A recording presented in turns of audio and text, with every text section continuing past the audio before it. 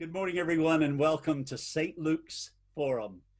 It is so important that you all are here to listen and learn as I am going to listen and learn to our two guests today. A very special forum focusing on the COVID-19 pandemic and the particular stage we're in right now in Atlanta and how it's impacting the Diocese of Atlanta and specifically St. Luke's Church. So I am thrilled to welcome our guest, Dr. Jodie Guest. Let me read to you her title. She's professor and vice chair of the Department of Epidemiology at Rollins School of Public Health and associate program director for the physician assistant program at the School of Medicine, Emory University. In other words, she's a top-notch epidemiologist at Emory, and she is a part of the diocesan task force or advisory group to the bishop, talking about how and under what circumstances we might gather again for worship. So before I invite you to say something, I do want to welcome you. Jodie, thank you very much for joining us. Thank you for having me. And also is Neil Schemm, our own junior warden, who happens to be the chair of the Return 435 committee at St. Luke's, discerning when we might regather for worship, under what circumstances, and how we worship in the meantime.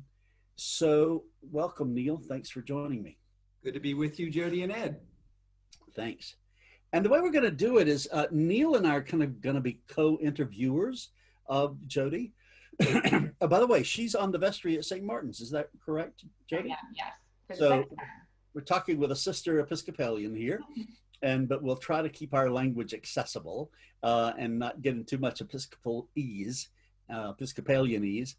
And but I am very curious about the characteristics of this particular virus itself, kind of its historic presence on the stage of history, and then why we're in this particular stage we're in, and why we're doing such dramatic changes in the way we worship. And then we'll get on to asking Neil some questions about when are we going to worship again together. Neil, why don't you give us the date? You know, we'll pin him down about that. Every date I've given in the past has been wrong, so any of my predictions. That's been the case with us all. But so Neil, interrupt my interviewing at any point, but let's get started by asking Lori. Lori, if you'll please tell us what are the characteristics of this particular virus? It seems so different. And people are saying we've not had anything like this in 100 years. Yeah, well, so first of all, this is a novel coronavirus, so we are learning all the time. And I think one of our larger issues we've had with communication and in giving information to the general population is because we're learning all the time, which we want to do in science. Sometimes things we said a month or two ago may not be what we know anymore. And so we're always hoping to learn, but that does sometimes mean we're pivoting or changing some of our communication about it. And that's tough because it can be interpreted as we don't know what we're talking about. But we know it's a novel coronavirus. Coronaviruses are not new to us, but this one is. It is believed to have come from bats in China and have had probably an intermediary animal. The pangolin is considered probably the most likely of the intermediate animals. And then based on the fact that we're such an interconnected community across the world, travel is now, well, a couple months ago was something we did so easily and so frequently, it spread very quickly. There is still conversation about the asymptomatic phase of this virus, but what we know is that you have an asymptomatic period. Most people believe that you can shed virus and are contagious during that time. Some people will go on to have symptoms. Some of them will not. We are unclear how many people have COVID-19 who are asymptomatic. We have not been able to get a very good handle on that. That is mostly assumptions based on mathematical modeling at this point. And then there's still some conversation about if asymptomatic folks, people who never develop symptoms, if they can spread the virus.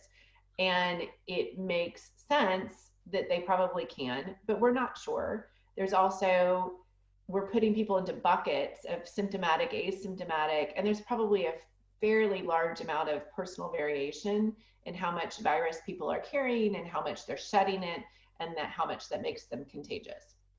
The reason we've seen this be such a big deal is it does appear to spread pretty fast.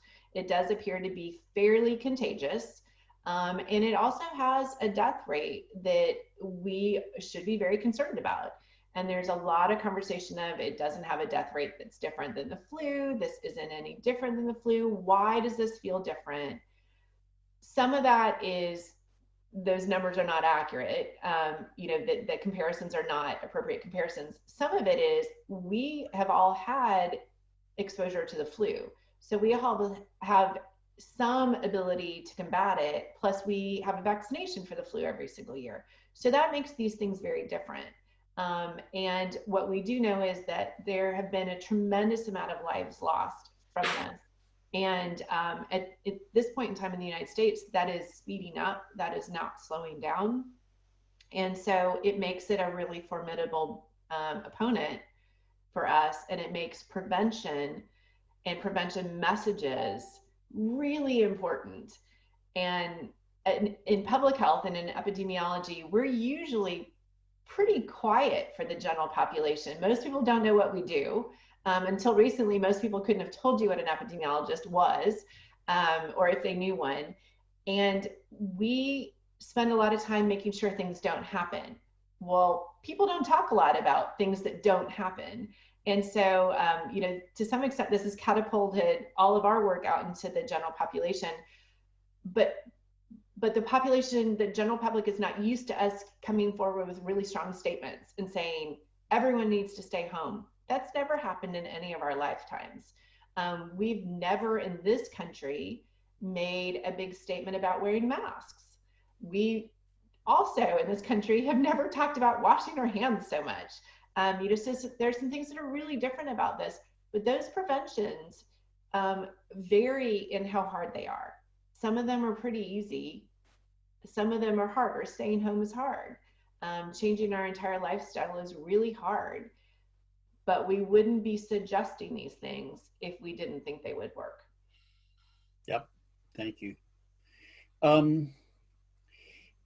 Let's go ahead and talk about this recent shift. And may I describe it as it has impacted me, both as a priest, a leader of gathered worship or any kind of worship, and also as a decision maker for a faith community that's in the thousands.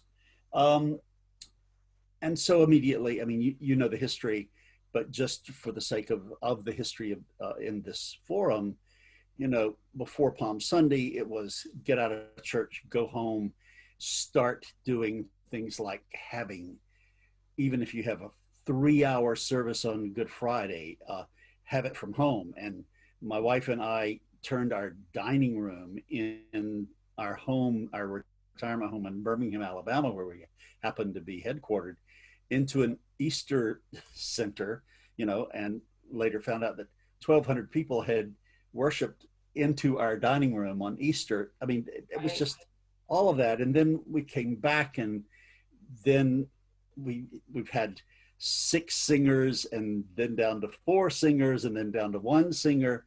And then this past Sunday and today, that 1 singer is in a completely different room. Right. Hugely dramatic shift. And I preached my sermon without a mask in another 3rd room, just because I'm a rather impassioned preacher. Find it difficult to be quiet when I'm preaching. And there's this thing about how the virus is communicated.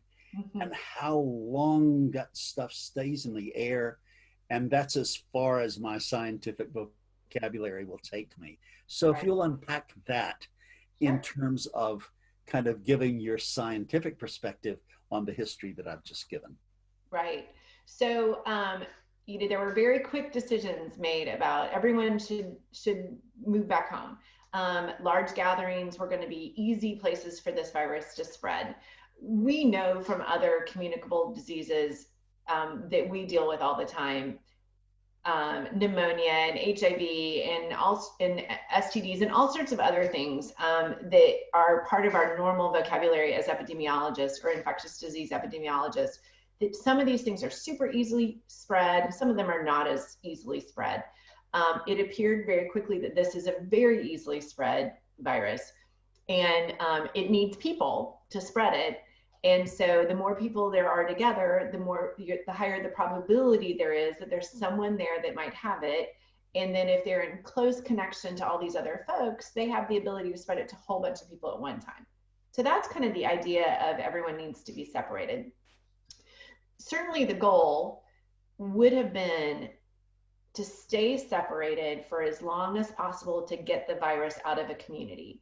And based on some very experienced modelers of infectious diseases, there was an idea of how long that may be.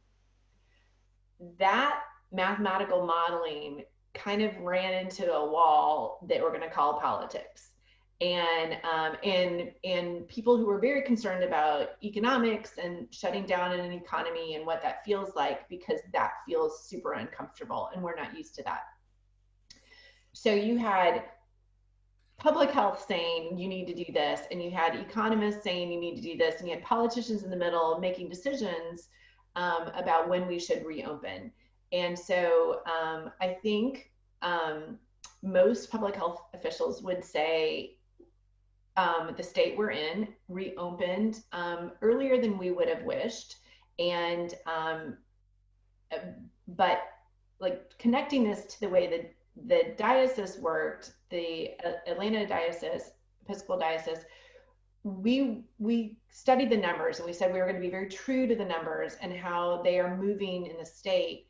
And so reopenings are meant to be like a step back into the water, and then if things seem okay, then you take another step, and if they don't seem okay, then you walk backwards, and they're never likely to be linear forward. And so that's what you've seen from the diocese. So originally the message was, okay, you might be safe with 6 people in a room, and now we're not certain about that, but it's also what you're doing in that room.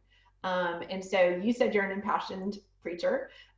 Singers are also impassioned, people who are using their mouths and the respiratory system in a way that everyone else speaking is not. And so we've learned that passionate speakers project more, and they're projecting all their virus particles as well. Singers are also doing that. It's a really good way to spread it, and that's a better way to spread it than just a quieter conversation between 2 people. So not only is it the density of people, it's what you're doing when you're doing it, and the way you're talking with each other. Masks really help, but singers don't want to be wearing a mask. That is cutting off their instrument, and a lot of folks who want to speak with a lot of facial expressions, and so that feels hard because you're covering up facial expressions as well. But if you have the privilege of being able to be isolated in different rooms and still producing your work, that's a great place to call on technology to keep us connected. Given we have this tension between politics and the economy, Yeah. Which who knows when, if ever, that gets resolved, that turns my attention more to what's the likelihood of getting a vaccine anytime in the near future. And do you have any insight into that? Yeah, so Emory is one of the sites that's doing some of the big vaccination work. for COVID-19. And the vaccine so far is looking very efficacious. It does appear that it is doing exactly what we would hope it would do, and it's going to move into wider distribution pretty quickly. So it is so far a really positive story on vaccinations. No, that's good news. Yeah, it is. We need one. Yes. So my wife and I moved back south from Pasadena, California, 5 years ago.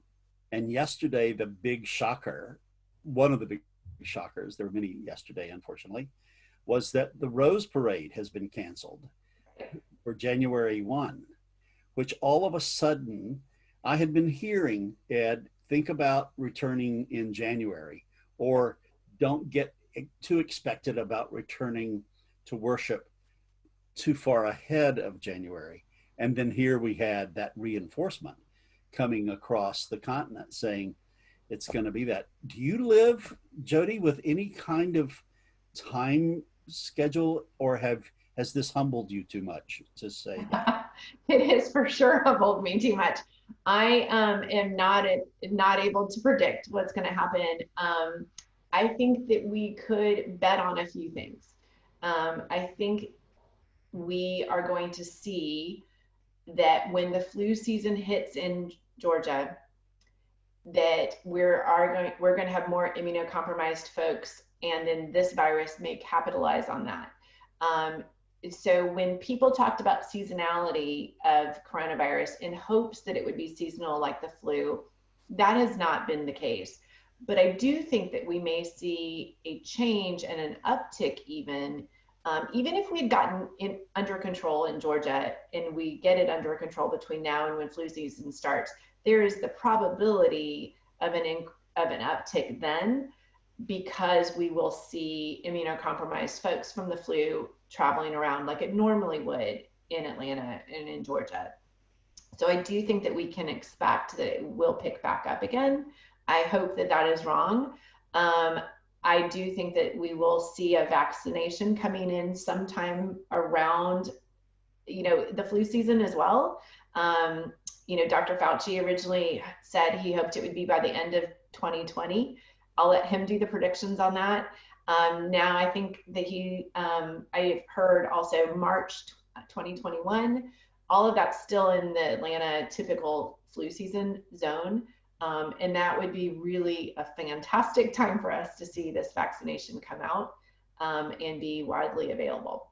So I hope we'll see it then. I do want to caution that we should expect a second wave of coronavirus, but we're not out of wave one. And I think that has been a misperception that we are now in wave two, and we are fully head on still in the first cycle of COVID-19 for the state of Georgia. Got it. Neil, interrupt, but I want to go back to something we went through pretty quickly, not to dwell there, but for me, Jodie, there was this moment where there was this, I was going to say infectious conversation. There was this conversation that went through the choral music kind of priesthood liturgical community in America about singing and how the virus particles were transmitted particularly effectively in choirs, etc. And then we began to hear that studies were being conducted about preaching as well. So I just wanted to mark that. Is there anything else to say there other than that? Well, I think that we have a case study where we saw a choir was a really good super spreader event. So we now can mark events that have been super spreaders. And you can say, well, in Washington State, there was a super spreader event in a church choir. There's been a super spreader event at a convention and at a couple of big funerals and things like that. When you propel your breath forward, your particles go further. And so we're keeping the 6 foot distance as a typical amount of propulsion of the virus and how far we expect it to go, because it doesn't stay up in the air, it's going to fall. But if you are speaking louder, if you are speaking more vehemently, and if you're singing, your air particles from your mouth go further than those 6 feet. And that's what makes those particular types of events hard and more easily spread. Yeah. And do we have, go ahead, Neil. No, so is the recent, there's a recent study that has described the lingering of the aerosols in a location. Is that the genesis of the most recent sort of stop the ingathering process, stop the planning, and the restriction on singing in the same room with another person? So aerosolizing of COVID-19 happens more in particular types of events. It is not my speaking. If I had COVID-19, it's unlikely it's being aerosolized with me. I'm not doing anything particularly active at the moment. For the most part, we're not using the word aerosolized with it, but it is, it gets in the air and then it spreads out and then it falls. It falls, for the most part, on average, it falls within 6 feet of the person and within 6 feet of their mouth. And so one of the reasons you want to keep people apart is because that's the distance that you don't think the virus will move between. It then falls to the ground, and depending on the kind of surface it's falling onto, it has a longer life expectancy. So metal surfaces, steel surfaces, it lives longer than it does in other kinds of surfaces. So some of our original thoughts about reopening for church services, not talking about the number of people, but if you left the room then empty for 3 days after a church service with the appropriate spacing and the appropriate people in it, your cleaning crew was then safer coming in to clean afterwards, because the virus is unlikely to live longer than 3 days. So you've got some combinations of things there. You've got how far does it project? Where does it land? Does it stay up in the air? Does it come down? And then what does it land on? And how long does it live? And we're trying to learn all those things, but our best understanding at the moment is in general, most people don't project further than 6 feet. 6 feet becomes now our kind of rule of how far away we should be staying from people that we are not potting with, that they're not our normal people that we live with. And that surfaces need to be cleaned. And when someone else is touching them, we should be washing our hands really regularly and not touching our faces, because we touch all sorts of things. If you never knew how often you touched your face, you probably figured it out in March, because all of a sudden we were talking about it all the time, right? And so, so you should be washing your hands, because you're going to touch your face because you've touched this stuff. And that's part of also staying in your home, is you're trying to stay away from all of those surfaces, as well as just other people that you're going to be near who might have it. Georgia Tech has a new app where you can actually go in based on population density and the amount of coronavirus that's in each area. And you can say, if I go to this place and have this many people there, what's the probability that I'm going to be in contact with someone who has COVID-19?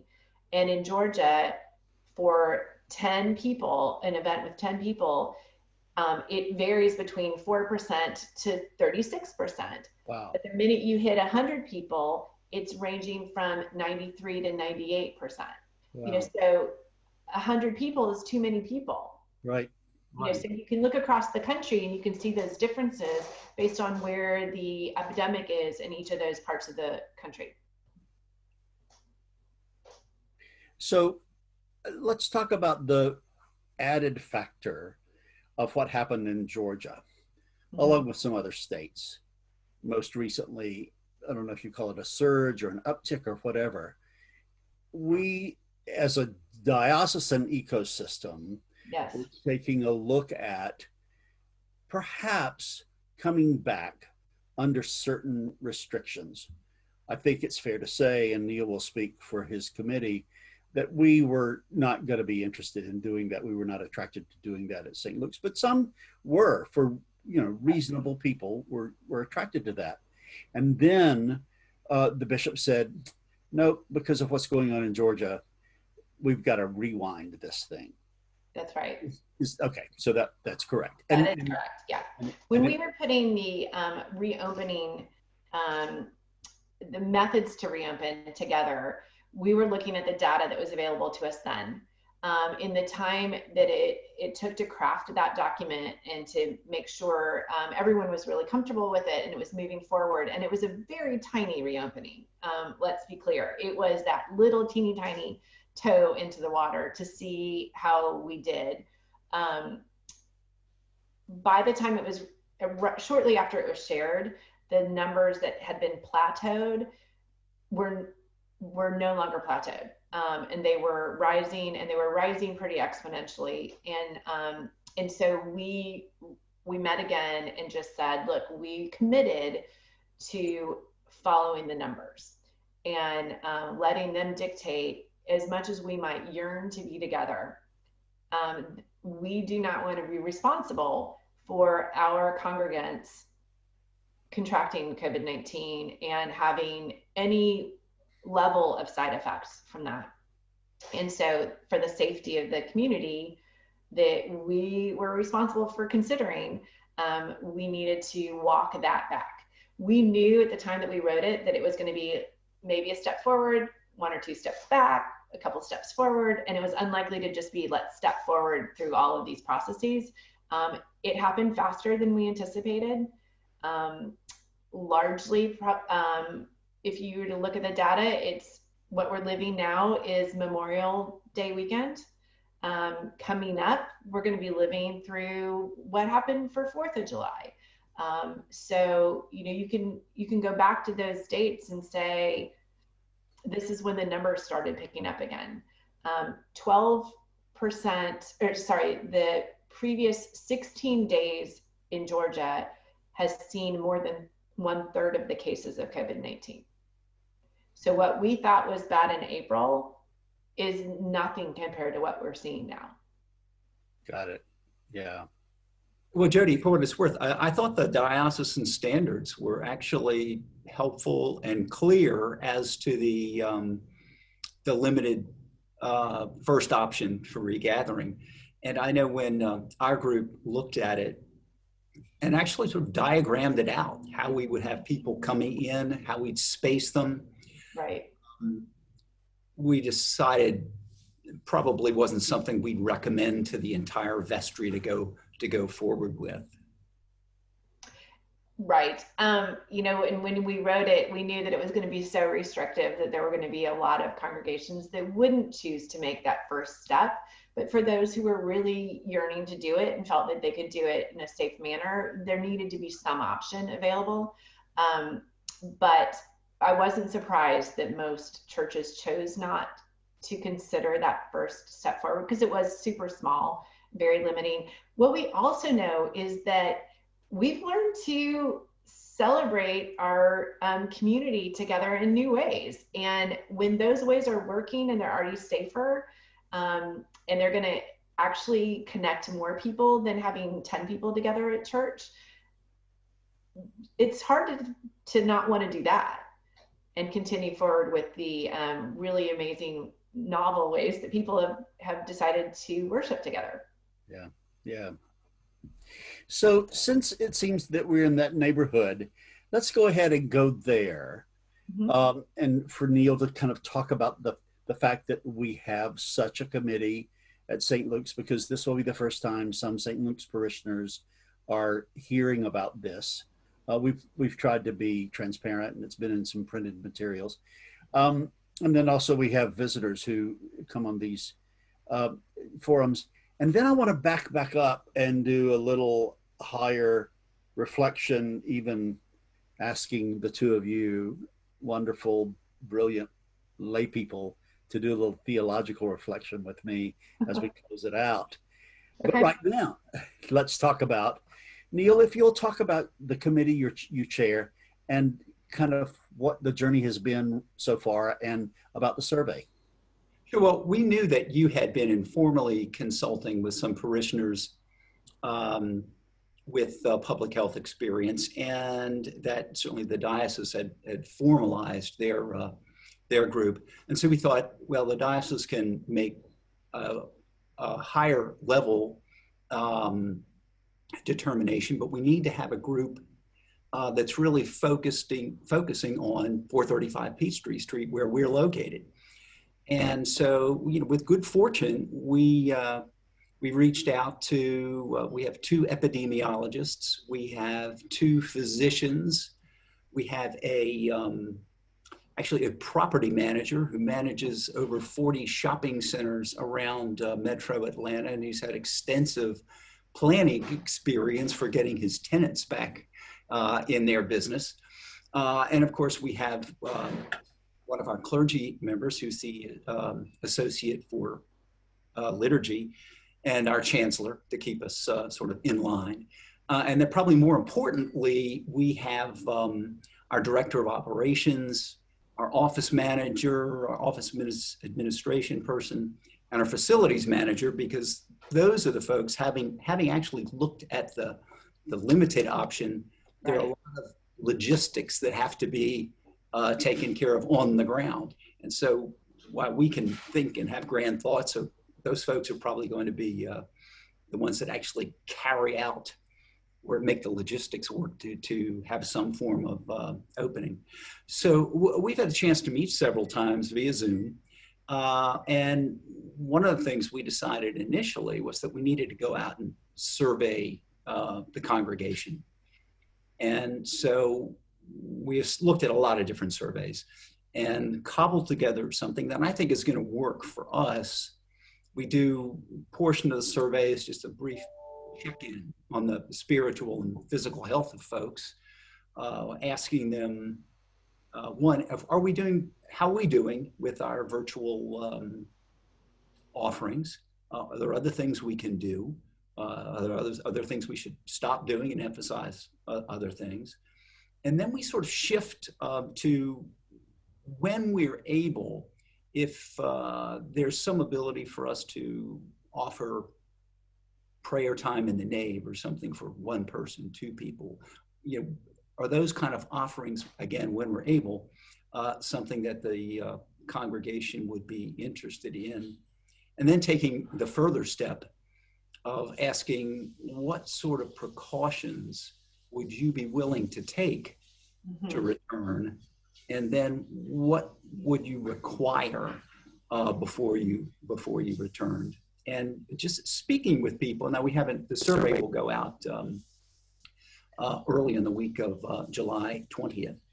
But early returns, just talking to individual parishioners, we seem to be sort of all over the map in terms of, let's get back there now, to I'm not coming for 6 months.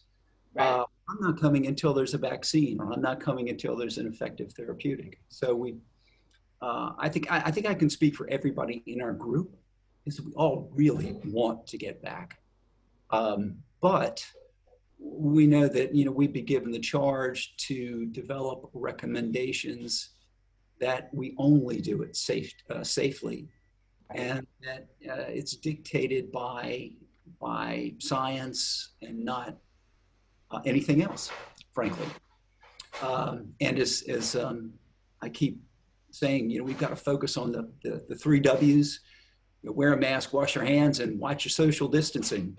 And Right. That's going to be our mantra for some time to come. I think it really is. I think I am really tired of being in my home office. I'm really tired of being here all the time.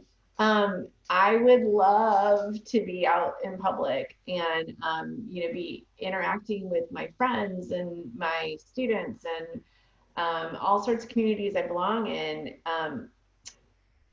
And it is frustrating sometimes to recognize that a lot of folks who have the privilege to stay home are tired of staying home and so aren't. And that means the rest of us are going to be staying home longer. And the fact that we're still in the first wave of COVID-19 is an outcome of that. And so, that's hard, and it's hard, but we're talking about asking people to make some pretty big sacrifices, and not everyone wants to make those sacrifices. We're asking for them for a longer period of time. So we're asking for, we're asking a lot, and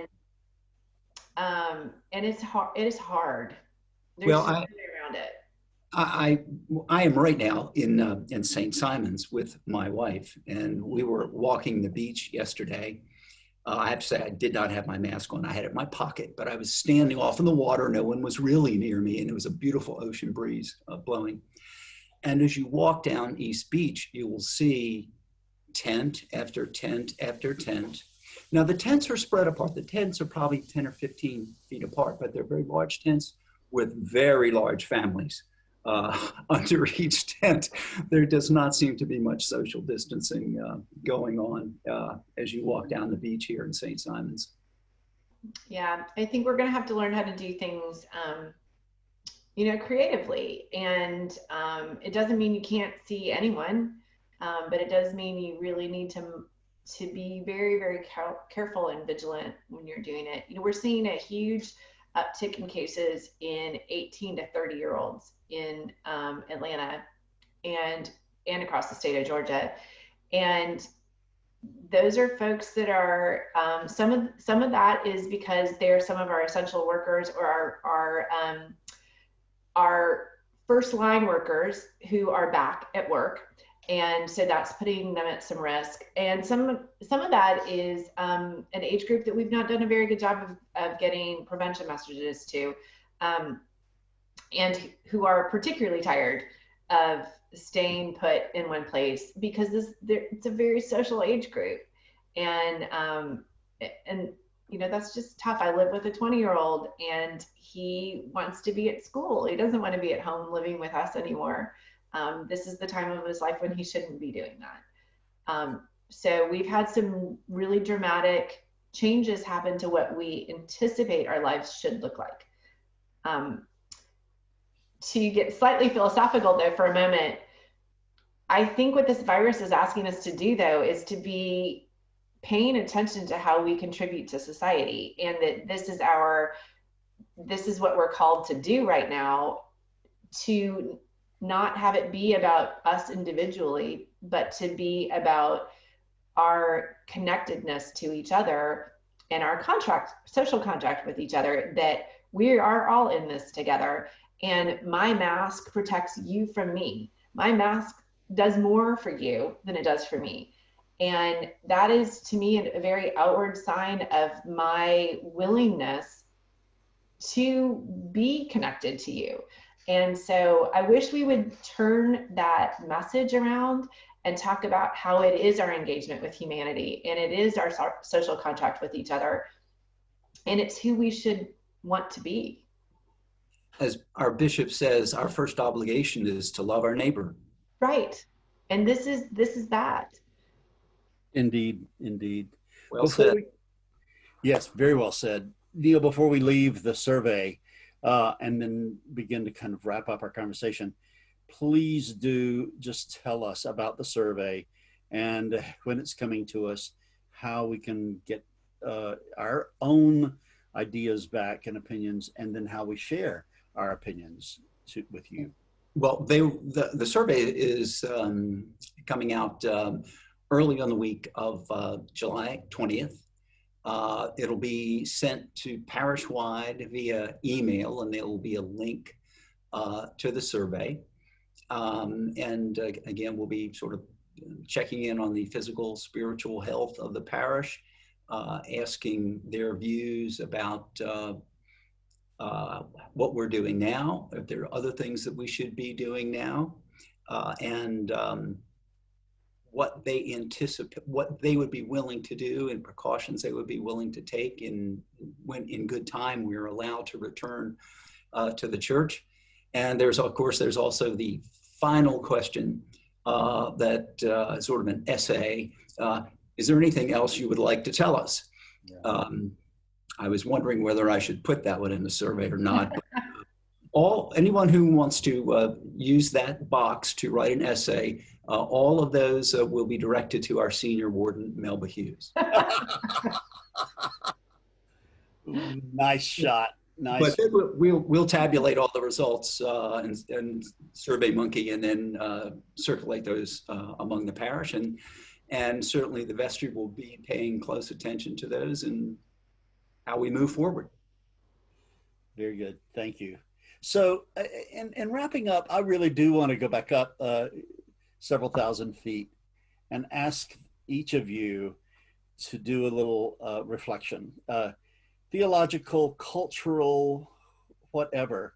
But we've mentioned some things that I think have deep resonance with us, both philosophically, politically, in a good way, not partisan politically, but politically, kind of the kingdom of God political.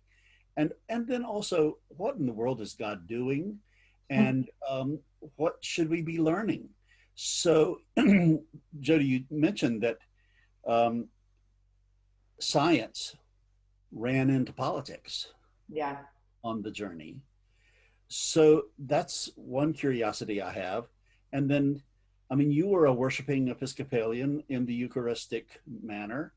I'm really curious about, and I know Neil and his wife are, what are you all doing with those urges?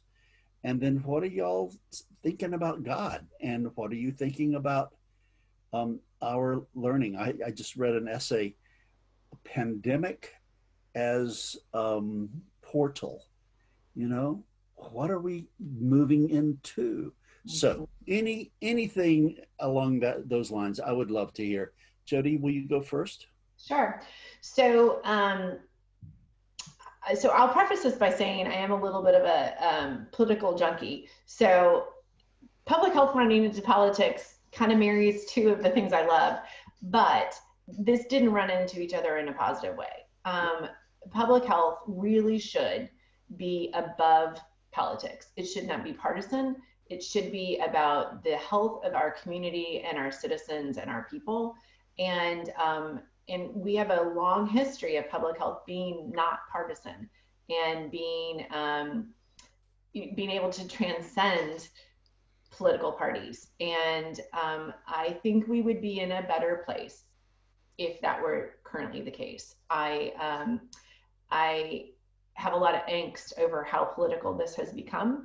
I have a lot of angst over how partisan our country is in general, and that this virus and our approach to it, I think that that's the most important part. It's not the virus has become political. It's our approach to how we've decided to talk about it and what we've decided to do, and how people have chosen to lead through this or around this, have led us to the place where we are currently, finding an unabated virus in large portions of our country. And that is sad and unfortunate. And I wish we weren't in that position. I wish people would put public health and people's health above political divide. From a perspective of what this pandemic might be teaching us, what it might be doing, I mean, I think that there's some good data that it might be helping our climate a little bit, that we've got some neat things that we've learned how to do. We've learned how to worship online.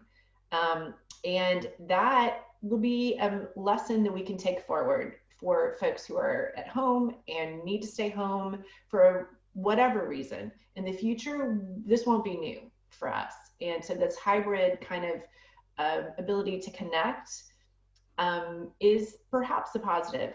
I think one of our potential biggest positives is, in our country, the racism that has very specifically changed people's health outcomes with COVID-19, but a tremendous other number of health outcomes that we don't talk about as much. If we could actually use this to pivot and make sure that we're talking about that and we no longer are shying away from it or saying there's not data to support it, if we are willing to attack the way racism changes life expectancy for certain parts of our community, staying at home for 4 or 5 months will have been totally worth it. So I really hope that we use this to propel ourselves into some really difficult conversations, but ones that we've not been willing to have. That's powerful. Thank you. Mm-hmm. Neil.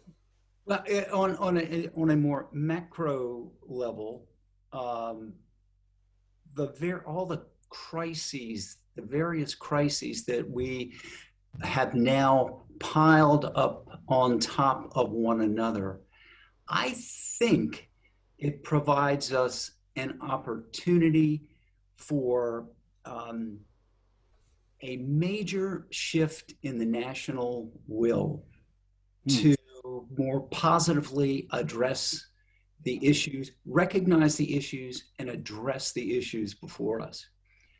On a micro, personal level, I think that while I've been, a member of St. Luke's for over 35 years, I don't think I've ever felt closer to the church community than I do now, because there are just so many opportunities, even though it is virtual, for us to be together.